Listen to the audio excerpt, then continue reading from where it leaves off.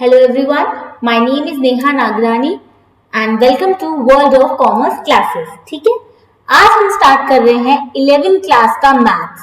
अब maths subject सुन के ही काफी स्टूडेंट्स जो हैं एक फेयर में आ जाते हैं कि इसमें पता नहीं क्या होगा। तो कोई टेंशन की बात नहीं है, हम लोग अपनी इन क्लासेस में मैथ्स को इतना डिटेल में समझेंगे और इसके पीछे के सारे लॉजिक समझेंगे कि ये क्यों आया, कैसे आया, क्या इसका प्रैक्टिकल इम्प्लीकेशन है कि मैथ्स आपको बहुत इजी लगने लगेगा। लेकिन हाँ, इसमें मुझे आप लोग के कमिटमेंट की भी जरूरत होगी कि जो मैं बोल रही हूँ उसको आप फुल कंसंट्रेशन से सुने और उसी दिन जाके उसे रीड एंड प्रैक्टिस कर ले। तो उसके बाद मैथ्स को लेकर आपको कोई टेंशन लेने की जरूरत नहीं पड़ेगी। ठीक है, चलो वेलकम। ओके, हम लोग सबसे पहले मैं आपको थोड़ा सा सिलेबस का इंट्रोडक्शन बता देती हूँ कि आपके सिलेबस 11 मैथ्स में हम लोग साथ में क्या क्या पढ़ेंगे। ठीक है, first is are sets, relation and function, trigonometric function, complex number and quadratic equation. सबसे पहले ये सारे चैप्टर्स हमें पढ़ने हैं। Next is linear inequalities, permutation and combination, binomial theorem, sequence series, ये चैप्टर्स हम कवर करेंगे। Next, principle of mathematical induction, straight line, conic section, dimensional geometry, इसे हम कवर करेंगे।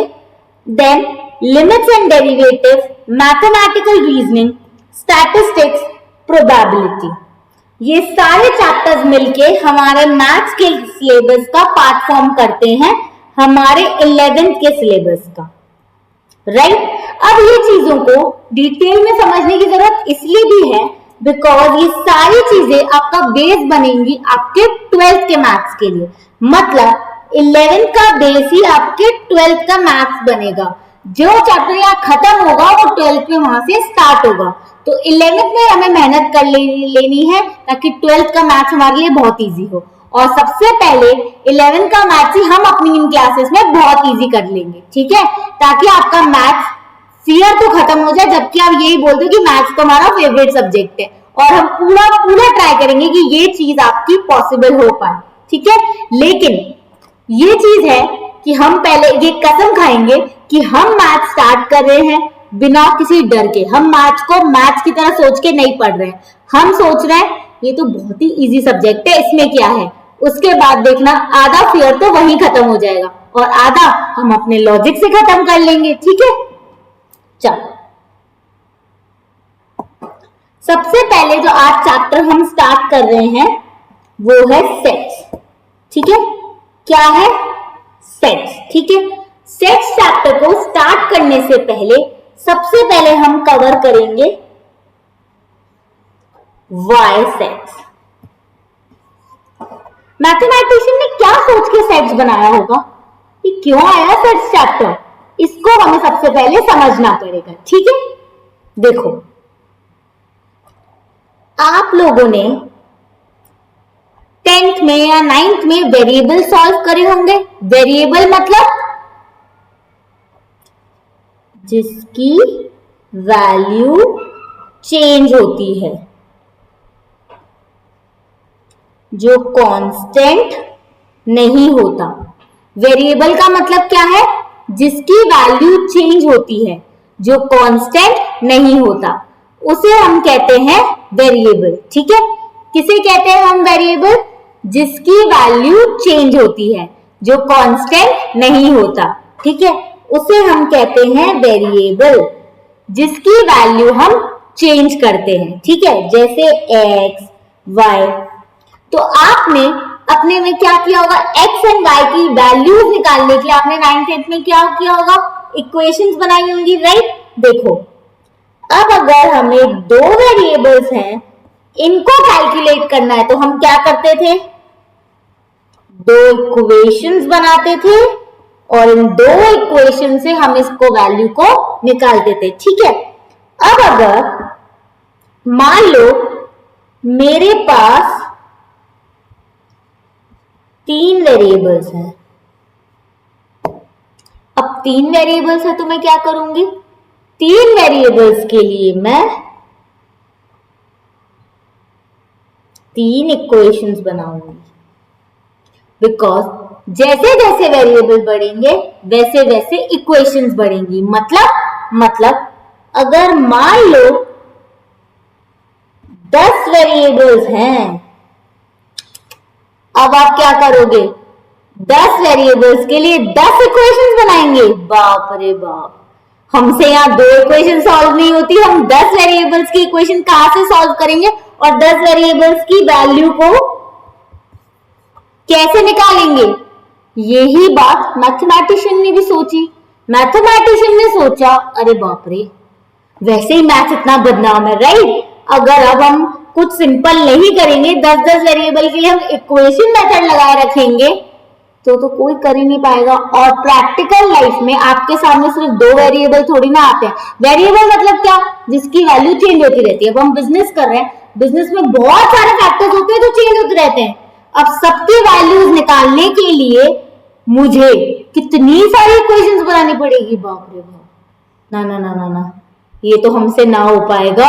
मैथमेटिशियन ने भी सोचा, ऐसा नहीं है, बहुत सोचा और फिर इस चैप्टर को इंट्रोड्यूस किया जिसे हम कहते हैं सेट्स। इस चैप्टर के थ्रू मैथमेटिशियन ने ये ट्राई किया कि वेरिएबल्स की वैल्यू निकालना इजी हो, ताकि अगर इतना लार्ज डेटा हो जाए जो संभले ना संभले, मतलब 2 वेरिएबल्स 3 वेरिएबल्स में इतना सारा डेटा, तो उसके लिए हम क्या करें, इसके लिए इंट्रोड्यूस किया गया सेट्स चैप्टर। ठीक है, अभी तक आपको ये समझ में आएगा कि सेट्स चैप्टर आया क्यों है। ठीक है, ओके, चलो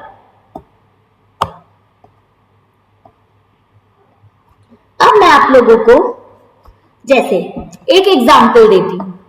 आप लोगों ने देखा होगा ये चीज कि बहुत सारे सर्वे होते हैं, आपके घरों में भी हुए होंगे। आपकी डोरबेल रिंग होती है, आप खोलते हो, 2-3 आंटी आती है, अच्छा बताओ तो आपकी फैमिली में कितने मेंबर्स हैं, अच्छा ये बताइए बच्चे कितने हैं, पूछती है। ये सब कौन कराता है, गवर्नमेंट कराती है, राइट। ये क्या होता है, सर्वे, जिससे गवर्नमेंट को पता चले किस फैमिली में कितने बच्चे हैं, उसके अकॉर्डिंग पॉलिसीज बना सके, चाहे चाइल्ड कंट्रोल पॉलिसीज, चाहे वेरियस पॉलिसीज। ठीक है, ओके। वैसे ही अब मैं एक एग्जांपल देती हूँ जिससे हम सेट्स को समझेंगे। ठीक है, एक गवर्नमेंट ने एक सर्वे कराया, कितने घरों का, 10 घरों का। कितने घरों का, 10 घरों का।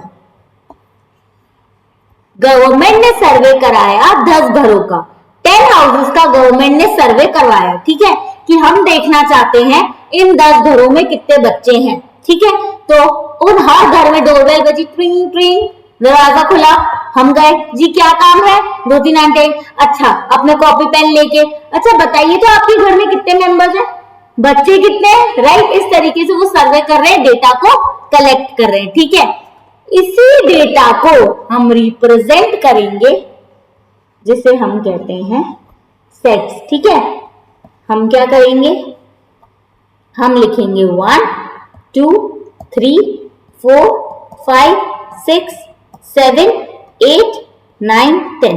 क्या मतलब है इसका, हमने सर्वे किया है 10 घरों का। ठीक है, ये सेट्स क्या हो गया, डेटा का रिप्रेजेंटेशन। गवर्नमेंट के सामने 10 घरों का पूरा डेटा आ गया। ठीक है, ओके। अब इसे हम क्या कहते हैं, यूनिवर्सल सेट। हम इसे क्या कहते हैं, यूनिवर्सल सेट। हम इसे यूनिवर्सल सेट क्यों कहते हैं, बिकॉज यूनिवर्सल सेट क्या कहता है हमसे, टोटल डेटा रिप्रेजेंटेटेड। अब देखो ये क्या है, टोटल डेटा हमारे पास होगा ही कितना, 10 लोगों का, 10 घरों का, क्योंकि सर्वे कितने घरों का हुआ है, 10। तो टोटल इंफॉर्मेशन कितनी होगी हमारे पास, 10 घरों की। जब उस 10 घरों को हम पूरा रिप्रेजेंट कर रहे हैं तो उसे हम क्या कहेंगे, यूनिवर्सल सेट। यूनिवर्सल सेट मतलब क्या, टोटल जितनी इंफॉर्मेशन हमारे पास अवेलेबल है, जिस चीज के लिए हमने काम किया है। अब हमने सर्वे ही किया है 10 घरों का, तो जब उस 10 घर का डेटा रिप्रेजेंट होगा उसे हम क्या कहेंगे, यूनिवर्सल सेट। बिकॉज क्योंकि उसमें 10 घर की इंफॉर्मेशन है जो एक्चुअली में टोटल इंफॉर्मेशन है, क्योंकि सर्वे ही कितने घरों का हुआ है, 10 घरों का, इसलिए इंफॉर्मेशन, टोटल इंफॉर्मेशन कितनी है, 10 घरों की, उसको रिप्रेजेंट कर दिया तो हम कहेंगे universal set, total information represented, total data जो हमारे पास है। ठीक है, अब इस यूनिवर्सल सेट को रिप्रेजेंट पता है किससे करते हैं, यू से। अब जैसे आप अपने फ्रेंड्स का किसी का बहुत लंबा नाम होता है तो आप उसको शॉर्ट फॉर्म में बुलाते हो ना, वैसे ही यूनिवर्सल सेट मैथ सोचता है हम वैसे ही कम बदनाम है जो इतने बड़े बड़े नाम रखे, छोटा नाम बुलाओ, छोटा यू बुलाओ, यू, ठीक है, इसलिए इसका नाम क्या पड़ गया, यू, राइट, ओके। चलो अब हम आगे बढ़ते हैं। अब पहला सेट जो बना इसे क्या कहते हैं, यूनिवर्सल सेट। जितनी इंफॉर्मेशन, जितनी चीज पे मैंने काम किया उसकी पूरी इंफॉर्मेशन क्या कहते हैं हम उसे, यूनिवर्सल सेट। Okay, clear. चलो अब क्या हुआ, अब मैंने बोला ये बात तो ठीक है, अब गवर्नमेंट बोलती है ये तो 10 घरों की इंफॉर्मेशन है, ठीक है ठीक है, मुझे इतना बताओ इन 10 घरों में से कितने घरों में 2 बच्चे हैं, मुझे उसकी अलग इंफॉर्मेशन दो। तो मैं क्या करूंगी, इसी सेट में से, ये यूनिवर्सल सेट है बिकॉज इसमें पूरी इंफॉर्मेशन है, 10 घरों के सर्वे है, 10 घरों की पूरी इंफॉर्मेशन है, बिकॉज इसमें टोटल इंफॉर्मेशन है, इसलिए मैं इसका नाम देती हूँ यूनिवर्सल सेट। अब देखो हम आगे आए, अब क्या हुआ, अब गवर्नमेंट मुझसे क्या पूछ रही है कि मुझे इतना बताओ 10 घरों में से कितने घरों में 2 बच्चे हैं, कितने घरों में क्या है, 2 बच्चे हैं, उसकी इंफॉर्मेशन को मेरे सामने क्या करो, रिप्रेजेंट। तो मैंने क्या निकाला, A2, मतलब कितने घरों में 2 बच्चे हैं, मैं बोल रही हूँ। अब आपने सर्वे किया होगा जिससे आपको पता चला ये सेकेंड, ये फोर्थ, ये 7th या 8th, ठीक है, 2 4 7 8, इन 4 घरों में 2 बच्चे हैं, ठीक है, इससे आपको क्या पता चला, इन 4 घरों में 2 बच्चे हैं। ओके, ठीक है, पता चल गया मुझे। अब आया B3, अब गवर्नमेंट बोल रही है अच्छा चलो सुनो, मुझे ये बताओ कि कितने घरों में 3 बच्चे हैं, मुझे बताओ जरा। तो आपने सर्वे किया होगा, अब आप इससे क्या बोल रहे हो, ये 5, ये 6, ये 9, 5 6 9, इतने घरों में 3 बच्चे हैं। तो आपने क्या किया, एक यूनिवर्सल सेट से आपने पार्ट बना दिए, ठीक है, तो इसे मैं क्या कहूंगी, पूरे यूनिवर्सल सेट का पार्ट। जहां पर यूनिवर्सल सेट मुझे फुल इंफॉर्मेशन देता है, फुल इंफॉर्मेशन कैसे, 10 घरों का सर्वे हुआ, 10 घरों की पूरी इंफॉर्मेशन, वो बन गई मेरा यूनिवर्सल सेट। और जहां पर मुझे जरूरत है, किस चीज की जरूरत है, कि मुझे इतना बताओ कितने घरों में 2 बच्चे हैं, उसको अलग रिप्रेजेंट करो, उसके लिए अलग सेट बना दिया, कितने घरों में 3 बच्चे हैं, उसके लिए अलग सेट बना दिया, राइट, क्लियर। तो इसके लिए ए सेट क्या रिप्रेजेंट कर रहा है, कितने घरों में 2 बच्चे हैं, उसको मैंने बना दिया, गवर्नमेंट को दिखा दिया, कितने घरों में 3 बच्चे हैं, इसके लिए मैंने बी सेट बना दिया, मतलब ये दोनों ही सेट यूनिवर्सल सेट का पार्ट है, ठीक है, ओके। लेकिन ये क्या कर रहे हैं, पार्ट ऑफ इंफॉर्मेशन को रिप्रेजेंट कर रहे हैं, ये क्या कर रहे हैं, हमारी पार्ट ऑफ इंफॉर्मेशन रिप्रेजेंट कर रहे हैं, यूनिवर्सल सेट पूरी इंफॉर्मेशन रिप्रेजेंट कर रहा है, जितना काम किया है सब कुछ बता रहा है, उसे क्या कहेंगे, यूनिवर्सल सेट। जिसे रिप्रेजेंट कैसे करते हैं, यू से, लेकिन उसी में से छोटे छोटे टुकड़े बना देना, इंफॉर्मेशन को डिवाइड कर देना, वो क्या बन गया, पार्ट ऑफ सेट, एक अलग सेट बन गया। ए सेट जो बता रहा है इन 10 घरों में से 2 बच्चे कितने घरों में, बी सेट जो बता रहा है इन घरों में से कौन से घर में 3 बच्चे हैं, 5th 6th 9th में 3 बच्चे हैं, ठीक है, ओके, क्लियर, क्लियर यहां तक। अब एक और चीज मैं बताना चाहूंगी, ठीक है, अब देखो सेट में जो चीज लिखी है, ओके,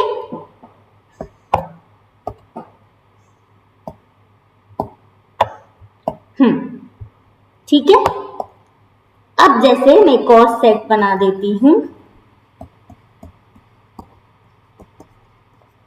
ठीक है। सेट के अंदर जो इंफॉर्मेशन लिखी है, जो डेटा लिखा है, उसे कहा जाता है एलिमेंट्स ऑफ सेट। क्या कहा जाता है उसे? Element of set. मतलब 10 घर है, 1 2 3 5 6 7 8 9 10, 1 2 3 4 5 6 7 8 9 10, तो ये 10 घर की पूरी इंफॉर्मेशन क्या है? ये 10 घर क्या है?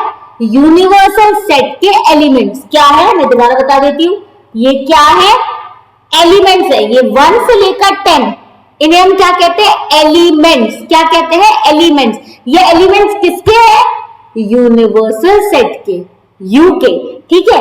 अब 2 4 7 8 ये क्या है? ये भी एलिमेंट्स है, लेकिन ये एलिमेंट्स किसके हैं? सेट ए के। और 5 6 9 ये क्या है? ये भी एलिमेंट्स है, लेकिन ये एलिमेंट्स किसके हैं? सेट बी के। क्लियर? एलिमेंट्स मतलब जो सेट में लिखा हुआ है उसे हम क्या कहते हैं? एलिमेंट्स। अब ऑफ कोर्स मैथ्स है तो नंबर्स में ही चीजें दी होंगी, तो जो नंबर सेट में लिखे हैं उसे हम क्या कहते हैं? एलिमेंट्स। या उनका दूसरा नाम क्या है? क्या है उनका दूसरा नाम? Cardinal number. क्या है उनका दूसरा नाम? Cardinal number. इन्हें मैं कहती हूं एलिमेंट्स ऑफ सेट, या मैं इन्हें कहती हूं कार्डिनल नंबर, जो सेट में नंबर लिखे हैं वो, ठीक है। अब यहां पर ये जो 10 नंबर्स हैं, ये पूरे के पूरे एलिमेंट्स हैं यू के, यूनिवर्सल सेट के। अब 2 4 7 8 ये एलिमेंट्स किसके हैं? सेट ए के। 5 6 9 ये एलिमेंट्स किसके हैं? सेट बी के। क्लियर? एलिमेंट्स क्या होता है? यूनिवर्सल सेट क्या होता है? 100%। ओके, चलो अब आगे बढ़ती हूं। अब बिना किसी फॉर्मूले के आप मुझे इसका आंसर देंगे, 100% देंगे, ठीक है। मैं अभी आपके साथ इसी एग्जाम्पल को कंटिन्यू करती हूं, मतलब इंफॉर्मेशन यही है, थोड़ा सा डेटा चेंज करती हूँ और आप इसका मुझे आंसर देंगे। ओके, चलो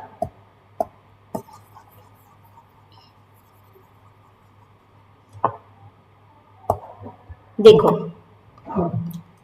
मैंने बनाया एक यूनिवर्सल सेट 1 2 3 4 5 6 7 8 9 10, ठीक है। अब मैंने बनाया सेट ए, जिसमें मैं क्या बोलती हूँ? कितने घरों में 2 बच्चे हैं, तो मैंने लिख दिया 1 3 4 5, इन घरों में 2 बच्चे हैं। अब मैं पूछ रही हूं कि कितने घरों में 3 बच्चे हैं, उसके लिए मैंने अलग सेट बना दिया, मैंने लिख दिया 2 8 10। इतने घरों में क्या है? 3 बच्चे हैं।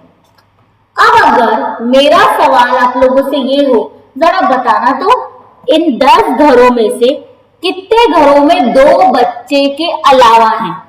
मेरा सवाल आपसे क्या है? कितने घरों में? ये 10 घर की इंफॉर्मेशन है, मुझे इतना बताओ कितने घरों में 2 बच्चों के अलावा कुछ है? 2 बच्चों के अलावा कुछ है, तो आप इसका आंसर सब देंगे, सब इन्वॉल्व होंगे इसमें। क्या दोगे आप आंसर? Very easy. आप बोलोगे अच्छा ये 10 घर है, इस पहले घर में तो 2 बच्चे हैं, तीसरे घर में भी 2 बच्चे हैं, चौथे घर में भी 2 बच्चे हैं, 5वें घर में भी 2 बच्चे हैं। मतलब ऐसा क्या है जहां 2 बच्चे नहीं है? मैं बताती हूं, 2 6 7 8 9 10। अरे वाह, बिना फॉर्मूले के आंसर दे दिया आपने, ठीक है। कोई फॉर्मूला बताया कि मैंने इसके लिए? नहीं, मैंने आपसे सिंपल क्वेश्चन पूछा कि क्या है, मैं क्या बोल रही हूँ आपसे? बिल्कुल सिंपल क्वेश्चन पूछ रही हूँ। मैं बोल रही हूँ इन 10 घरों में मुझे इतना बताओ जहां 2 बच्चे नहीं है, उसके अलावा बताओ। तो आप मुझे, आपने क्या बोला? ये पूरे 10 घर है, इसमें से 1 3 4 5, इधर तो 2 बच्चे हैं, मतलब बाकी इसको छोड़ के सब में क्या है? ऐसे घर है, या तो ये ऐसा है जहां या तो 3 बच्चे हैं या तो बच्चे हैं ही नहीं।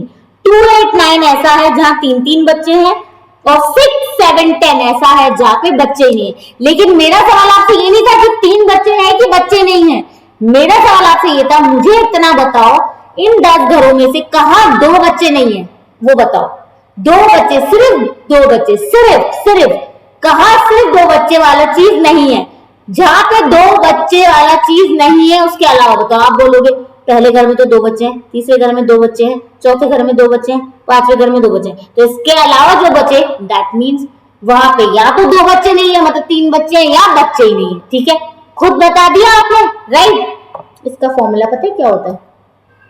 u माइनस ए, जो आपने अभी अभी किया। पूरे यूनिवर्सल सेट 10 घरों में से आपने क्या माइनस किया? क्या माइनस किया आपने? इसे ए को माइनस किया, राइट। आपने पूरे यूनिवर्सल सेट में से क्या किया? ए को माइनस किया। आपने क्या बोला? अच्छा 10 घर हैं, 10 घरों में से किस किस घर में दो बच्चे हैं? इसे हटा दो, तो क्या निकल के आएगा आपका आंसर? वो घर जहां सिर्फ दो बच्चे नहीं हैं, राइट और रॉन्ग। अब मैंने क्या इसके लिए आपको कोई फॉर्मूला बताया? नहीं, आपने तो खुद निकाल लिया कि अच्छा 10 घर है, 1 3 4 5 हटा दो, यहाँ दो दो बच्चे हैं, इसके अलावा बाकी जो भी है वो यहाँ तो 3 बच्चे हैं, यहाँ तो बच्चे ही नहीं है। निकाला कि नहीं निकाला? निकाला खुद। फॉर्मूला पता है क्या? Universal set minus particular set. ये पूरा यूनिवर्सल सेट है। अब आपको निकालना है जहां ए नहीं हो, जहां दो बच्चे नहीं है। ए क्या रिप्रेजेंट कर रहा है? जहां सिर्फ दो बच्चे हैं, हटा दो इसे, u माइनस ए। ये करा आपने, राइट। ये चीज करी ना आपने, ठीक है, बिना फॉर्मूले के। ओके, मैं एक बात बताऊं आप लोग को, फॉर्मूले जैसा कुछ होता ही नहीं है। एक्चुअली में क्या होता है, मैथमेटिशियंस लेते हैं, कोई लॉजिक होता है उनके दिमाग में जिससे वो ट्रायल एंड एरर करते हैं। अच्छा ऐसा हो जाएगा तो क्या आंसर आ रहा है, ऐसा हो जाएगा तो क्या आंसर आ रहा है, ऐसे बहुत सारे ट्रायल एरर करते हैं। फाइनल कंक्लूजन जो उनका होता है ना, वो उसको आपको दे दे, लो ये फॉर्मूला है, बट वो फॉर्मूला नहीं है। इतना सारा उस पर ट्रायल एंड एरर लगा है, तब जाके फाइनली उनका जिस चीज से आंसर आ रहा है उसे उन्होंने फॉर्मूला कह दिया। बट एक लॉजिक है जिसकी वजह से ये सब उन्होंने किया। हम उन्हीं लॉजिक्स को समझेंगे। 99% केसेस में ऐसा ही होगा कि हमें कोई फॉर्मूले की जरूरत नहीं पड़ेगी, हम लॉजिक्स के थ्रू आंसर निकालेंगे। तो हमें जैसे इसमें क्या कोई फॉर्मूले की जरूरत पड़ी? आपने खुद ही निकाल दिया। अब ऐसा ही मैथमेटिशियन ने भी क्या होगा, अच्छा ऐसे अच्छा ये जो है, उसने बोला अरे पर हमको एक फॉर्मूला देना है, इसको उन्होंने फॉर्मूला दे दिया u माइनस ए, जो एक्चुअली में हम खुद ही दिमाग लगा के प्रैक्टिकली कर रहे हैं।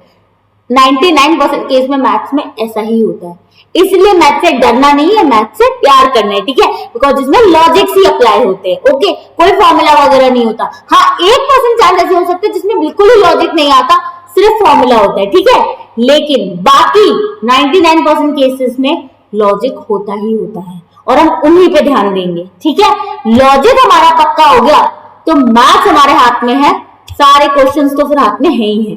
ठीक है, ओके, चलो ये समझ में आया सबको? यहां तक फुल क्लियर है? अब देखो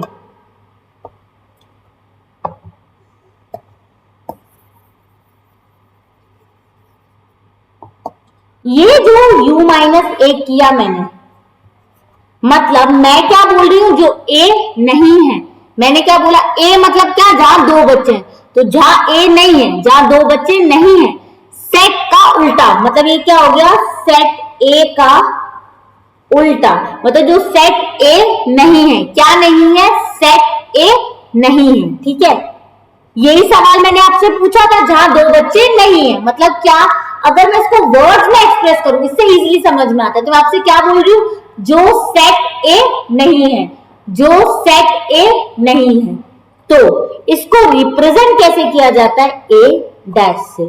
कैसे रिप्रेजेंट किया जाता है इसे, ए डैश से, और इसे बोलते क्या है, कॉम्प्लीमेंट ऑफ सेट, या फिर इसे क्या बोलते हैं, नेगेशन। नेगेशन मतलब क्या, नेगेटिव। अब ए बोल रहा है, हम क्वेश्चन क्या पूछ रहे हैं, जो ए नहीं है, मतलब नेगेटिव ही हो गया ना, तो नेगेशन या फिर कॉम्प्लीमेंट ऑफ सेट।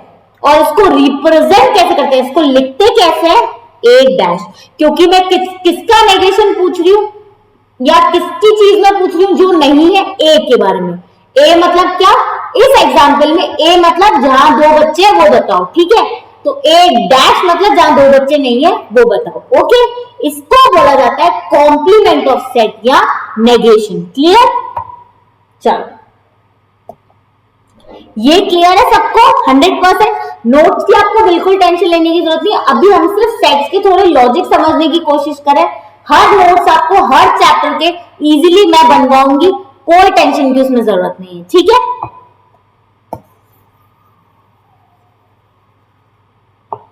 देखो मैंने आपको बोला ए डैश मतलब होता है नेगेशन या कॉम्प्लीमेंट ऑफ सेट, ओके। अब अगर मैं बोल रही हूं ए डैश का भी डैश निकालो, ए डैश का डैश मतलब कॉम्प्लीमेंट का कॉम्प्लीमेंट, बिकॉज ए डैश को मैं क्या बोलती हूँ या नेगेशन को मैं क्या बोलती हूँ, कॉम्प्लीमेंट। कॉम्प्लीमेंट का भी कॉम्प्लीमेंट निकालो। अगर मैं ये बोलती हूँ इसका मतलब मैं क्या बोलना चाह रही हूँ, वर्ड से समझते हैं, वर्ड से समझते हैं। ए डैश मतलब क्या, ए का उल्टा, मतलब जो ए नहीं है, जो ए नहीं है उसका उल्टा क्या होगा, जो ए है। ठीक है ठीक है ठीक है, दोबारा दोबारा दोबारा अच्छे से समझते हैं, वर्ड से समझेंगे इजीली समझ में आ जाएगा। मैंने आपसे बोला ए डैश, ए डैश मतलब जो ए नहीं है, जो ए नहीं है।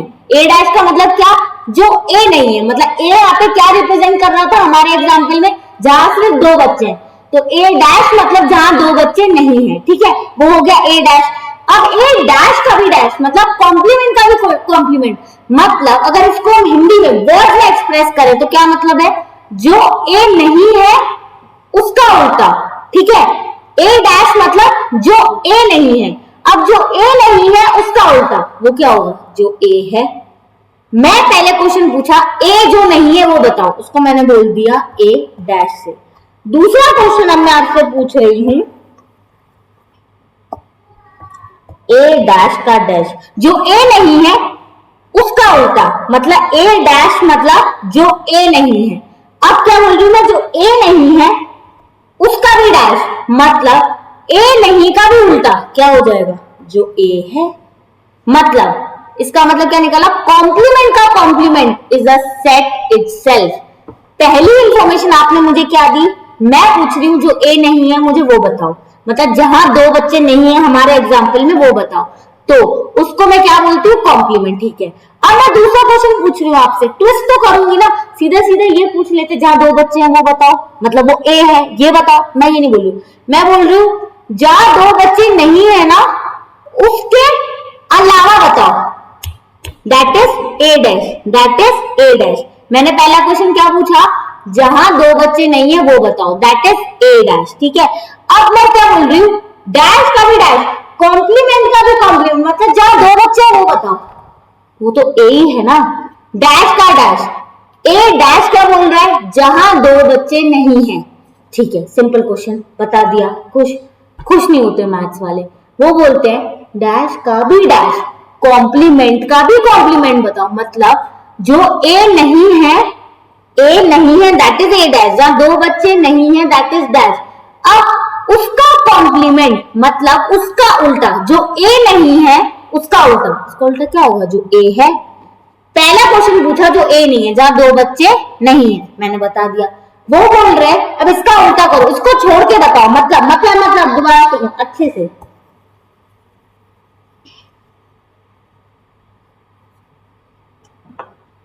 अच्छे से सुनना। ए डैश मतलब जो ए नहीं है, मतलब जहां दो बच्चे नहीं है वो बताओ, ठीक है। ए डैश मतलब जो ए नहीं है, और यहाँ हमारे एग्जाम्पल में ए क्या रिप्रेजेंट कर रहा था, जहां दो दो बच्चे हैं वो घर, ठीक है, खत्म, क्लियर, ओके, सिंपल। अब मेरा नेक्स्ट क्वेश्चन है ए डैश का भी डैश, मतलब जो ए नहीं है उसका उल्टा कर दो, तो मतलब क्या आ जाएगा, जो ए है, जो ए नहीं है दैट इज ए डैश।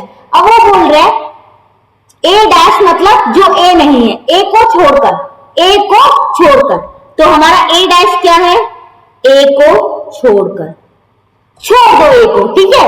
अब ए डैश का डैश क्या बोलता है, ए को छोड़कर उसका उल्टा, तो जो पहले अपन ने ए का उल्टा बताया जो ए नहीं है, अब उसका भी उल्टा करो तो वापस से ए नहीं आ गया, क्या पागल बना रहे हो। मतलब ए डैश बोला जा रहा है जो ए नहीं है वो बताओ, मतलब जब तीन बच्चे हैं या फिर जहां बच्चे ही नहीं है, ठीक है, ये मैंने बता दिया। अब वो बोल रहे अब ए डैश का डैश मतलब ये जो ए नहीं है ना उसको छोड़ के बताओ, समझे।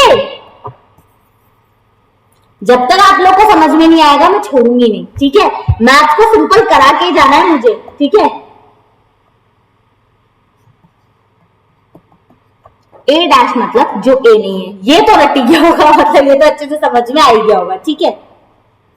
ए डैश का डैश मतलब ए डैश बोलता है ए को छोड़कर।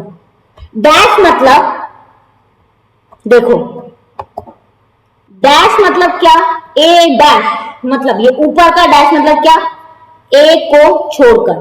तो ये ए डैश क्या बोल रहा है, ए को छोड़कर, ठीक है। अब ए को छोड़कर अपन हिंदी में बोलेंगे तो देखेंगे, ए को छोड़कर, अब उसके ऊपर भी डैश लग गया, मतलब जो ए को छोड़कर जो चीज रिप्रेजेंट कर रही है ना, ए को छोड़कर क्या चीज रिप्रेजेंट कर रही होगी, क्या चीज रिप्रेजेंट कर रही होगी, या तो बी या तो जहां पे बच्चे ही नहीं है, वो दोनों चीजें, या तो जहां 3 बच्चे हैं या जहां बच्चे ही नहीं है, वो रिप्रेजेंट कर रही होगी। अब इसके ऊपर डैश लग गया, मतलब अब इस चीज को छोड़कर बताओ, तो इस चीज को छोड़ देंगे जहां 3 बच्चे हैं और जहां बच्चे ही नहीं है, अगर उस चीज को छोड़ देंगे तो वो तो ऑटोमेटिकली निकल कर आएगा जो ए है, जहां पे 2 बच्चे हैं। इसका कंक्लूजन हमने क्या निकाला कि complement of complement is set itself. एक और बार मैं इसे अच्छे से समझाऊंगी, बिकॉज कोई भी चीज आपको टफ नहीं लगनी चाहिए, मैथ्स इजी बन जाना चाहिए आपके लिए, ठीक है। मैंने 2 इंफॉर्मेशन दी है, मैंने एक सेट बनाया ए जो बताता है 2 बच्चे, बी सेट बनाया जो बताता है 3 बच्चे। मैं एक और सेट बनाती हूं जो बता रहा है, सपोज ए सेट 1 3 4 5, ये क्या कहता है 2 बच्चे हैं, जहां बी सेट कहता है जहां 3 बच्चे हैं 2 and 8। अब इसके अलावा हमारा 1 3 4 5 हो गया, 2 हो गया, 8 हो गया, मतलब 6 7 9 10। सी क्या बताता है, जहां बच्चे ही नहीं है, जहां पे बच्चे ही नहीं है। और ये तीनों चीजें यूनिवर्सल सेट का पार्ट है, ये तीनों चीजें टोटल करेंगे तो ही हमारा यूनिवर्सल सेट जो कि यू है वो बन जाएगा, ठीक है। बिकॉज उस टोटल इंफॉर्मेशन को हमने पार्ट्स में अलग अलग डिवाइड करके दिखाया है। ओके ओके, ठीक है। चलो अब मैंने आपसे क्या बोला, ए डैश मतलब जो ए नहीं है, जो ए नहीं है वो क्या होगा, बी एंड सी। या तो सिर्फ 3 बच्चे हैं या बच्चे ही नहीं है, राइट राइट राइट। तो ए डैश क्या बनेगा, बी एंड सी, जिसको आपने इजीली निकाल के दिखा दिया। कैसे निकाल के दिखा दिया, आपने कहा ये 10 है ना, इसमें से ए क्या है 1 3 4 5, जहां 2 बच्चे हैं, इन 10 घरों में से 1 3 4 5 में तो क्या है, क्या है 2 बच्चे हैं। तो 2 6 7 8 9 10 ऐसा सेट है जहां 2 बच्चे नहीं है। तो ये 2 6 7 8 9 क्या बन रहा है, बी प्लस सी। देखो 2 and 8 में जहां 3 बच्चे हैं, 6 7 9 10 में जहां बच्चे ही नहीं है, राइट। आपने खुद निकाल के दे दिया, जिसका फॉर्मूला क्या हो गया, जिसका फॉर्मूला क्या हुआ, u माइनस ए, जो आपने खुद निकाल के दे दिया कि 10 में से ए वालों को हटा दो ना, जब 2 बच्चे को हटा दो, ऑटोमेटिकली निकल के आ जाएगा जब 3 बच्चे यहाँ बच्चे ही नहीं है, जो ए के अलावा है। मतलब ए डैश क्या है, ए के अलावा, ए को छोड़कर। Clear clear clear. तो वो क्या निकल कर आ रहा है, बी एंड सी, ठीक है। ये ए को छोड़कर ही है ना। अब मैं क्या क्वेश्चन पूछ रही हूँ, ये डैश का भी डैश बताओ तो जरा, मतलब ये बी एंड सी का डैश बताओ, मतलब बी और सी को छोड़कर बताओ। ए डैश का डैश मतलब ए डैश मतलब ए को छोड़कर बताओ। ए को छोड़कर आपने क्या आंसर दिया, बी एंड सी होगा ना। पूरे यूनिवर्सल में से ए हटा दिया तो बी प्लस सी हो रहा है ना, जिसका आंसर हमने यू माइनस ए से निकाला या लॉजिकली भी निकाल दिया, किसी फॉर्मूले की भी जरूरत नहीं पड़ी। पूरे 10 में से ए के कितने 1 3 4 5 जा 2 बच्चे हटा दो, ऑटोमेटिकली बी और सी आंसर आ रहा है यू माइनस ए, ठीक है। अब देखो डैश का डैश, ए डैश का डैश मतलब बी सी का भी डैश है ये, इसका मतलब क्या निकला, डैश का मतलब अब क्या है, बी सी को छोड़कर बताओ। बी और सी को इस पूरे यूनिवर्सल सेट में से बी और सी को हटा दिया तो क्या आएगा, ए ही आएगा, या इस ए बी सी में से बी और सी को हटा दिया तो क्या आ जाएगा, ए। मतलब कॉम्प्लीमेंट ऑफ अ कॉम्प्लीमेंट, इसे हम क्या कहते हैं, ए डैश को हम क्या कहते हैं,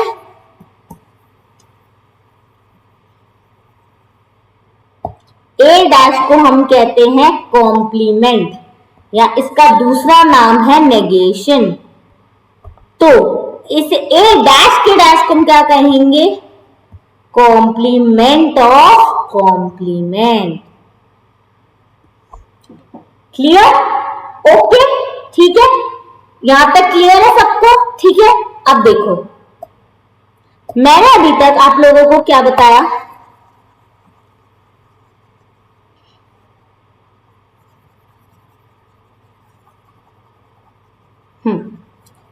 अभी तक हमने क्या कवर किया कि सेट क्यों आया, देन यूनिवर्सल सेट क्या है जिसे हम यू से रिप्रेजेंट करते हैं, और सेट के अंदर जो नंबर लिखे होते हैं उन्हें हम कहते हैं एलिमेंट ऑफ सेट, जो उस सेट के नंबर है, इसलिए उस सेट के एलिमेंट्स या उन्हें कार्डिनल नंबर भी कहते हैं। ठीक है, तो सेट के पार्ट्स भी बनते हैं।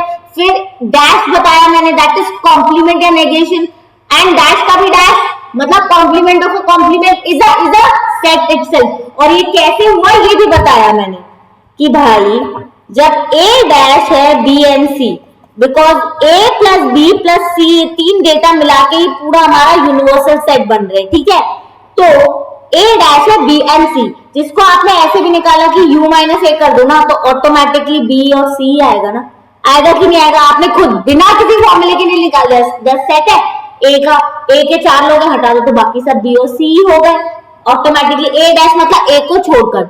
अब ए डैश का भी डैश, इसका क्या मतलब हुआ? ए डैश क्या है? बी एंड सी। अब ए डैश का डैश मतलब बी एंड सी का डैश, मतलब अब बी और सी को छोड़कर, तो यूनिवर्सल में से बी और सी को छोड़कर बताओ तो क्या आ जाएगा? ए आएगा। मतलब complement of a complement is a set itself. अब क्या हमें कुछ याद रखना पड़ा? नहीं ना, लॉजिक के साथ हमें समझे। और अभी तो ये सिर्फ शुरुआत है सेट चैप्टर की। अभी तो मैं आपको इसमें बुक में क्या लिखा है वो सब कुछ बताऊंगी, नोट्स बनवाऊंगी, उसके बाद क्या कुछ रह जाएगा कि नहीं समझ आएगा मैथ्स में? 100% समझ में आएगा। क्वेश्चंस तो आप खट खट खट सारे सॉल्व कर लोगे। ठीक है, चलो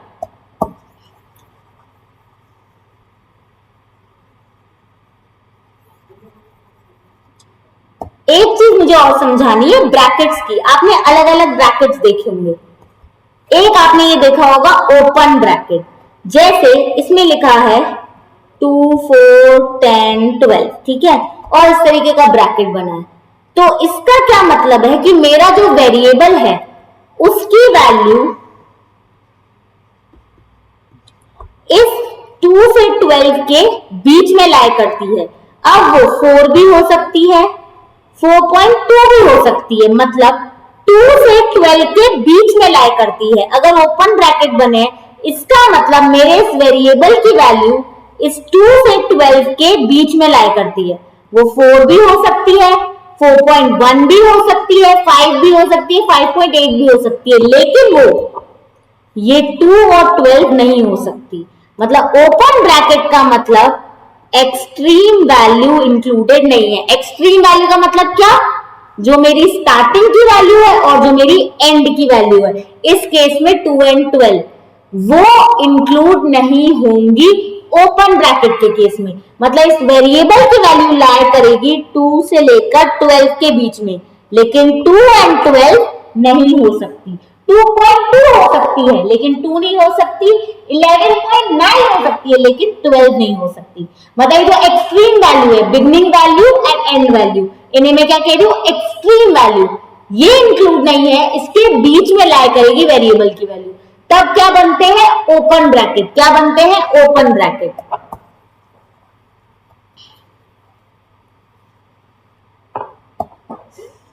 अब बात आती है क्लोज ब्रैकेट की। कौन सी ब्रैकेट की? क्लोज्ड। ये क्या बोलेगा? ये बोलेगा मेरे वेरिएबल की वैल्यू लाई करेगी 2 से 10 के बीच में, लेकिन एक्सट्रीम वैल्यू भी इसमें इंक्लूड है। मतलब मेरे वेरिएबल की वैल्यू जो बिगिनिंग वैल्यू है 2 और एंड वैल्यू है 10 वो भी हो सकती है, और 2.1, 2.2, 4.1 भी हो सकती है। मतलब 2 से 10 के बीच में ही लाई करेगी। वो 8.8 भी हो सकती है और वो 2 and 10 भी हो सकती है। एक्सट्रीम वैल्यू इंक्लूड होती है। इसे रिप्रेजेंट करता है क्लोज्ड ब्रैकेट। ठीक है, ओके। अच्छा, अब आता है हमारा कर्ली ब्रैकेट, जो कैसा होता है, ऐसा। अब ये क्या रिप्रेजेंट करता है, ये बोलता है भाई मेरे वेरिएबल की वैल्यू जो इसमें लिखा है सिर्फ वो ही हो सकती है। मतलब या तो 2 हो सकती है, 4 हो सकती है, 6 होती है, 8 हो सकती है। 2.2 ये सब नहीं हो सकती। एक्सट्रीम वैल्यू इंक्लूड है, मतलब 2 भी हो सकती है, 8 भी हो सकती है, लेकिन जो इसमें लिखा है सिर्फ वो हो सकती है। 2 हो सकती है, 4 हो सकती है, 6 हो सकती है, 8 हो सकती है। जो इसमें लिखा है ब्रैकेट्स के अंदर सिर्फ वो हो सकती है, तब बनता है कर्ली ब्रैकेट। और हमारे सेट्स के केस में हम लोग कर्ली ब्रैकेट ही बनाते हैं। इसका मतलब सेट में जो इंफॉर्मेशन मुझे रिप्रेजेंट करनी है वो ही है, तो मतलब वेरिएबल की वैल्यू जो इस ब्रैकेट के अंदर लिखी है सिर्फ और सिर्फ वो ही हो सकती है, उसके अलावा कुछ भी नहीं। जो इसमें लिखा है, चाहे वो स्टार्टिंग में लिखा हो 2 या एंड में लिखा हो 8, वो भी हो सकती है, बीच में जो लिखा है वो भी हो सकती है, लेकिन 4.1 4.2 ये नहीं हो सकती। जो इसमें लिखा है एग्जैक्ट वो ही वैल्यू हो सकती है, ठीक है।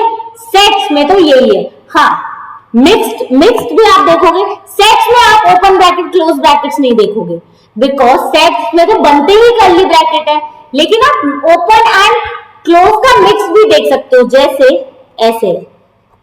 इसका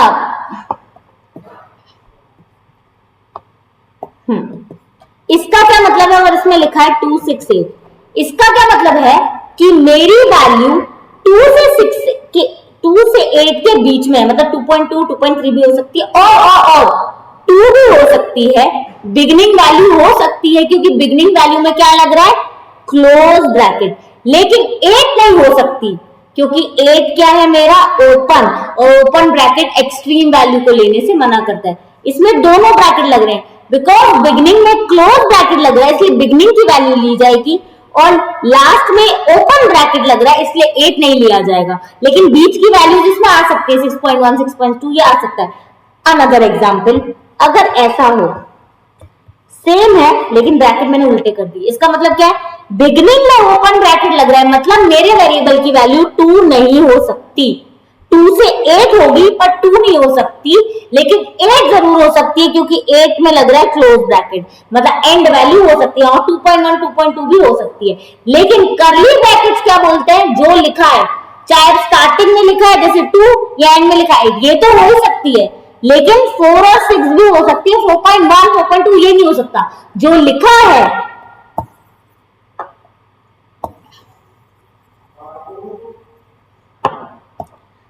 लिखा है इन कर्ली ब्रैकेट के अंदर, वेरिएबल की वैल्यू सिर्फ वो ही हो सकती है।